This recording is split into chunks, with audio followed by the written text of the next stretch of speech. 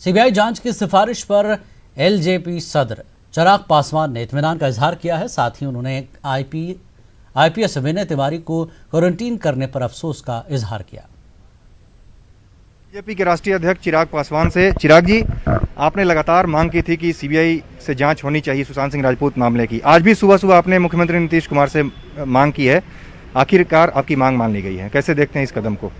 ये देखिए, कल ही मैंने माननीय मुख्यमंत्री बिहार आदरणीय नीतीश कुमार जी को मैंने पत्र लिखा था और उसमें मैंने विस्तार से इस बात का जिक्र किया था कि अभी समय है हम लोग के पास और इसकी समय रहते हम लोग को सीबीआई को इस केस को हम लोग को हैंडओवर कर देना चाहिए। ये देखिए, एक परिवार का मामला नहीं है। निरंतर माननीय मुख्यमंत्री इस बात का जिक्र भले करते रहे कि उनके परिवार के लोग अगर कहेंगे या उनके पिता खासतौर पर, वो उन्हीं का जिक्र, क्योंकि आज सुबह भी जब मेरी माननीय मुख्यमंत्री जी से बात हुई तो उन्होंने पिता का उन्होंने जिक्र किया। तो उस वक्त मैंने उनसे यही आग्रह किया कि एक परिवार का विषय नहीं है। सुशांत सिंह राजपूत, उनका सार्वजनिक जीवन ऐसा था और उनकी लोकप्रियता इतनी थी कि उनको एक परिवार में आप नहीं बांध सकते। करोड़ों बिहारवासी ही नहीं बल्कि देशवासी भी हैं जो कि उनको अपना परिवार का सदस्य ही मानते थे और तमाम जनभावना ऐसी है जो चाहती है कि इस केस की जांच सीबीआई द्वारा कराई जानी चाहिए थी। बहरहाल देर आए दुरुस्त आए। मुझे लगता है कि इसमें अब और ज़्यादा विलम्ब होता तो संभवतः इस केस की सूरत काफ़ी विपरीत रूप ले सकती थी। और यही बात मैंने आज सुबह माननीय मुख्यमंत्री जी से फ़ोन पे लगभग 10 मिनट तक हम लोग की बातचीत हुई और उस वक्त मैंने उनसे प्रमुखता से इस बात को कहा कि सर, अब और ज़्यादा इस पर हम लोग को विलम्ब नहीं करना चाहिए। और उस वक्त माननीय मुख्यमंत्री की तरफ से भी कहीं ना कहीं इस बात का मुझे आश्वासन मिला। उस वक्त भी उन्होंने इस बात के उस बात का उन्होंने हिंट किया कि वो उसको सीबीआई जांच के लिए वो सौंपने के लिए वो तैयार हैं। और मुझे खुशी है कि अब ये मामला सीबीआई के पास गया, कम से कम सच्चाई अब सामने आएगी।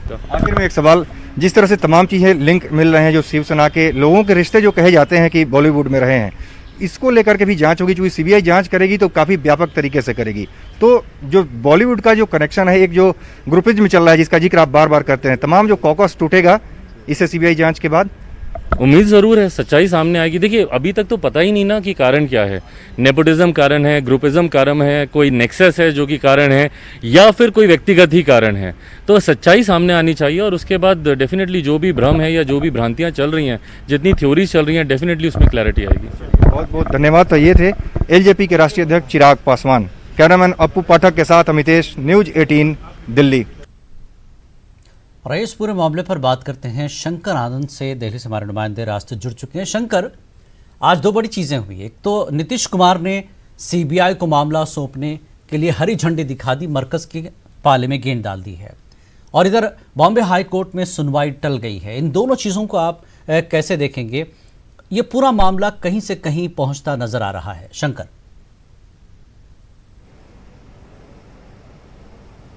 निश्चित तौर पे जो जिस तरह से आपने बताया, एकदम सटीक आपने इस मामले की व्याख्या की है। लेकिन एक मामला और है, जिस तरह से अब बिहार के मुख्यमंत्री नीतीश कुमार ने इस मामले पर सीबीआई जांच की अनुशंसा उन्होंने किया है, तो अब कैसे इस मामले पर जांच होता है मैं उसको बताना चाहूँगा।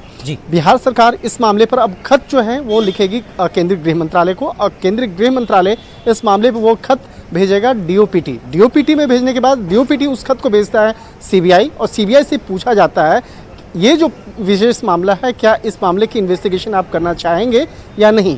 सीबीआई के द्वारा अगर ग्रीन सिग्नल मिलता है, उसके बाद ही इस मामले पर एफआईआर रजिस्टर्ड किया जाता है। उसके बाद उस मामले की औपचारिक तौर पर जांच शुरू होती है। तो ये सारे प्रावधान करने में तकरीबन 5 से 7 दिनों का वक्त लगता है। लेकिन अब इस मामले पर जिस तरह से बिहार सरकार ने खत लिखा है, तो यहाँ पर अब वो देखने वाली बात होगी कि कोर्ट इस मामले को किस तरह से देखती है, क्योंकि कोर्ट में इस मामले को लेकर कल भी एक महत्वपूर्ण सुनवाई होनी है। क्या कोर्ट इस मामले पर कल इस मामले को अनुशंसा करती है या नहीं करती है? हालांकि जिस तरह से बिहार सरकार ने अब किया है, तो उस मामले पर मामले की गंभीरता को देखते हुए सीबीआई केस रजिस्टर्ड कर सकती है और इस मामले की जांच कर सकती है। इसी मामले में एक दूसरी जांच एजेंसी की अगर बात करें, वो ईडी की, तो ईडी से जुड़ा हुआ एक और मामला मैं बताना चाहूँगा। इस वक्त की एक महत्वपूर्ण खबर है।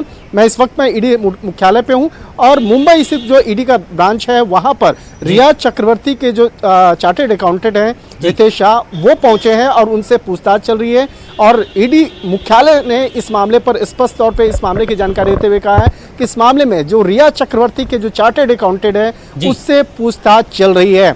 उससे बकायदा रिया चक्रवर्ती के तमाम जो बीते खाते के जो लेन देन है, उससे संबंधित सारे मामले की जांच पड़ताल की जाएगी।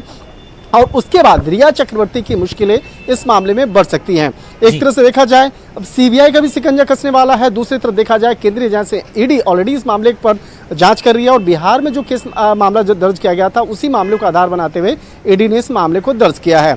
इस मामले में एक और महत्वपूर्ण जानकारी मिल रही है कि ईडी जो है इस मामले पर रिया को कई बार नोटिस भेजने की तैयारी कर रही है, लेकिन ईडी के सामने वो पेश नहीं हो पा रही है और ना ही सामने आ रही है। रिया का पिछले 3 दिनों के अंदर में कहीं से भी कोई जानकारी अभी नहीं मिल पाई है। हालांकि 3 दिनों पहले रिया खुद एक वीडियो जारी करते हुए उसने बताया था कि इस मामले पर वो चाहती है कि न्याय मिले, लेकिन इस मामले पर जो उसकी जो सीबीआई जांच की जो औपचारिकता है उस पर उसने ऐतराज जताया था। तो एक तरह से कहा जा सकता है पिछले 3 दिनों से रिया चक्रवर्ती फिलहाल लापता है, कहीं भी सामने में नहीं आ रही है, ना ही वो ईडी का जो नोटिस है सम्मन है उसको वो स्वीकार कर रही है। तो एक तरह से कहा जा सकता है कि अब दोनों जांच एजेंसियों की अगर बात करें, चाहे सीबीआई की बात करें या ईडी की बात करें, निश्चित तौर पे इस मामले पर जैसे जैसे तहकीकात जिस तरह से तफ्तीश का दायरा आगे बढ़ता जाएगा, इस मामले से जुड़े हुए कई और राज खुल सकते हैं बाहर। और इस मामले पर सीबीआई की अगर बात करें तो सीबीआई पूर्ण तौर पर इस मामले पर निर्भर करता है कि कितना जल्द से जल्द बिहार सरकार के द्वारा जो एक अनुशंसा पत्र है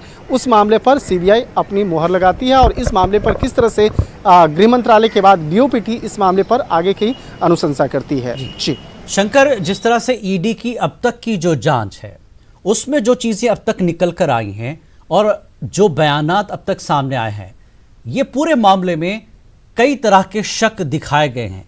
तो कितना सीबीआई के लिए एक सहूलत होगी या सीबीआई इसके लिए हाँ कर देगी? क्योंकि एक तो मामला पॉलिटिकल हो गया है, एक रियासती सरकार का भी दबाव पड़ेगा, दूसरा ईडी की जांच सामने रहेगी अब तक की जो चीज़ें हैं, और सारे शक व शुबहात को सामने रखते हुए सीबीआई के लिए कितनी सहूलत होगी और सीबीआई इसके लिए क्या कारण होते हैं जब सीबीआई इस तरह के केसेस को हाथ में लेती है?